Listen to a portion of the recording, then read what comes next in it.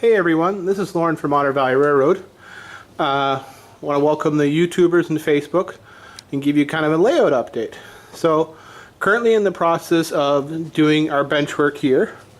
As you see, it goes around the furnace, comes around the side. I haven't really given much update on kind of the ebb and flow of the layout, so I thought maybe it's a good time I do that. So this was the first section of bench work that we did right here. So it's an L girder design, 2x6s, 2x4s, and then 2x2 for the upper bracketing. 5 feet deep. Yes, I know it's deeper. So this yard here is the Welland Canal CP yard in Wainfleet off of Lambert Road. And it's modeled for 2004 to present day.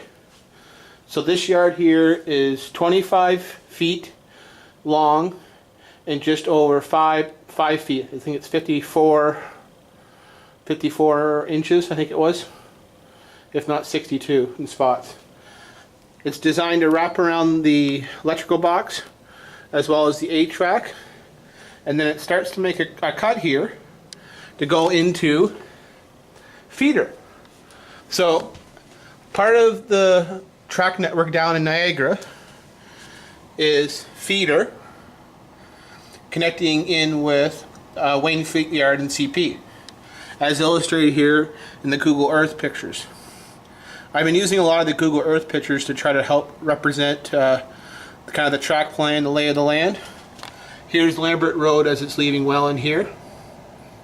So here, the track plan is going to divert, come through the canal.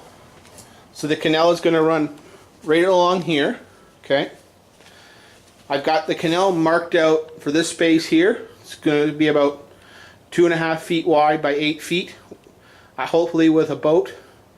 Boat yet to be determined how I'm going to make it, if I'm going to use a Sylvan boat or if I'm going to do a wood with the styrene mix. Now I've got dead space in the corner, which I'm thinking about putting in a 7x7 helix, single track, 4.5 inch high, deep, threaded rod helix. Now, if any of you know the track plan around the Welland Canal, the CP track is in the trough, which is the former Queso realigned track, and the Canadian National Stanford sub goes over top. So the plan was to have the train come out of the canal and go around right here and come around. And then the other track was going to go up the helix, go across, go over top of the canal on the other side of the boat, so snake the track behind the boat, and then run a track right into here, connecting right before my water heater insulated line. Again, I got thin bench work around my furnace, so it's single track in here, designed to, in case I have to do a major repair, I just do a cutout. And then for the door, I'm thinking about a swinging gate, similar to what my father has on his layout, which has got a swing gate with a controlled mechanism. So as we come through here, this is also known as Brookfield. We come through here. So this scene is Robbins, which is where the connecting of the CP Hamilton sub with the CP and CN Robbins, as well as the CN Stanford sub. And what I was thinking about for the depth in here was doing industrial. So Thorold, Allenberg, likely a Dana Corp frames, or a Abletitty paper. You're wondering why, hey, why is there boxes on top of the benchwork? So this is my third layout I built, so I went plywood with Homosode, and I've got the Homosode glued with Elmer's glue, and then I use weight. And then in the spots where I need a little bit more drop, then I go to wood screws, just to give the Homosode a bit deeper. So as we come through here, this is all this run here, so I'm showing here, right here, all the way through there. That is control point Robbins. So it's CN and CP shared trackage all the way to the International Bridge. So we're going to come around here.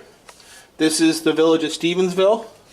My wife has been wanting me to put a carnival kind of a safari. Stevensville has a lion safari, so I think that's the plan.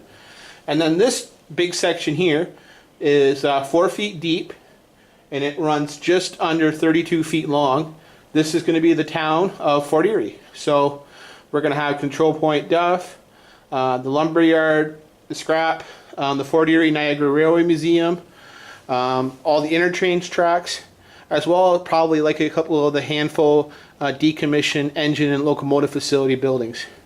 As you know, Port Erie is a interchange point for Norfolk and Southern and CN. As well, it's one of the major gateway connections for cross-border traffic with the United States and Canada. The other being Montreal on the East Coast. So this is a major port when it comes into autos, containers, wood, chemicals, and other products that go back and forth across the border. So in an average day in Fort Erie, they can run up to 14 trains. Present day, about 6 to 10. About 6 CP, 2 NS, and about 2 to 4 CN. As well as with Fort Erie being a port, occasionally you get run-through power, rebuild power, or foreign power. So it's kind of a nice thing. No, CSX does not come across at Fort Erie to interchange. All their interchange is done at Frontier Yard for CP and for CN. So we come around here. Again, boxes are designed to keep the weight down. One of my first thought process was, as the train comes out of the canal, was on top, the CN Stanford is, I really want to connect back in with the Welland sub and run around. So that was kind of a diagonal aisle here coming across. Just kind of maybe a lift up or something like that. But I really like Dane City. I grew up a couple times going down to Niagara Falls with my parents, and I was always interested with Dane City, you know, kind of middle of the nowhere rural southwestern Niagara, Ontario, and it's got a container port. So the plan might be is to run a switch off of here and put the Dane City in the middle. Dane City was a small container yard, so I'm thinking likely a 4 or 5 track, you know, couple set off tracks, hijack or a myjack with low containers out, kind of similar operation, switch in, switch out. So as we come around here now, this is coming out of Fort Erie, coming into the International Bridge, so this will be a sweeping curve. Okay. I was thinking about doing a customs office on this side, likely at the back. So where you see the last girder, that would be where the customs office is. And this here is going to be just under 22 feet, or approximately just under 1900 scale feet, or 19 to 2000 scale feet bridge. So I was going to do the International Bridge run, and then the track would divert back to Welland, or it would do a reversing loop, head back down through the backside of Fort Erie, come back through the town of Stevensville in the back, okay, as well as go through Robbins, and then instead of going down into the canal as it going around, it would actually take the track over top of the canal, go down the helix, and eventually to a lower deck.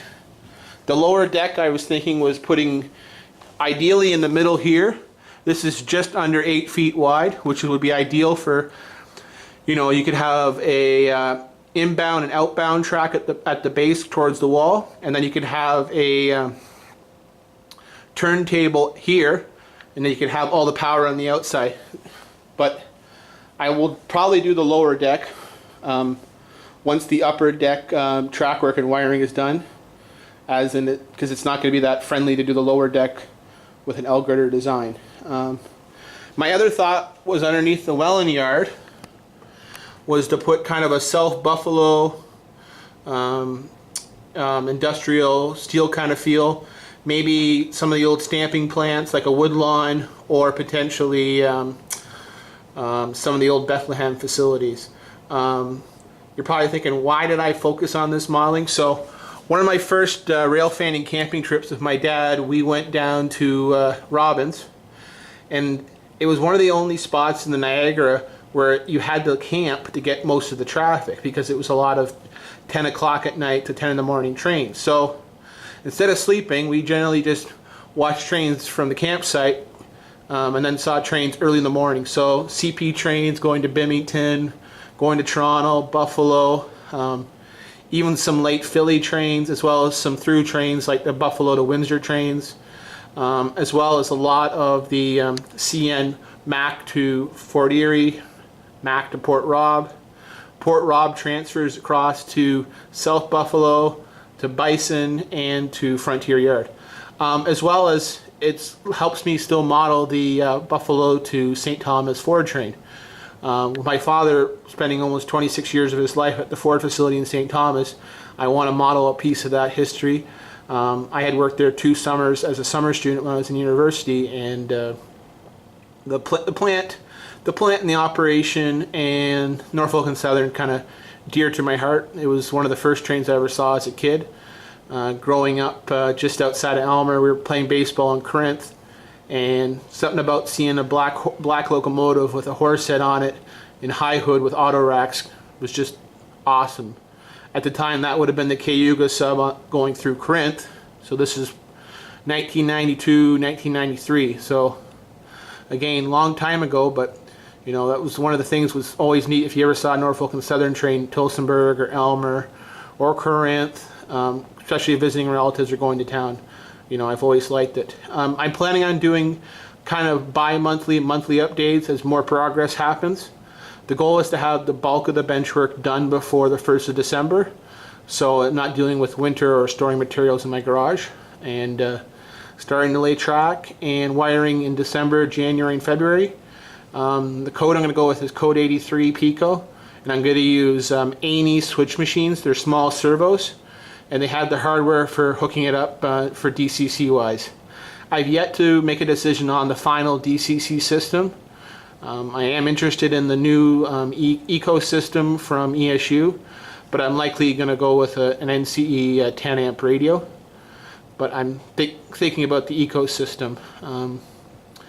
If you have any questions, love to hear from you. If you have any feedback on what I've got so far, positive or negative, that'd be great. Anyways, you guys have a good day, and we'll talk to you soon.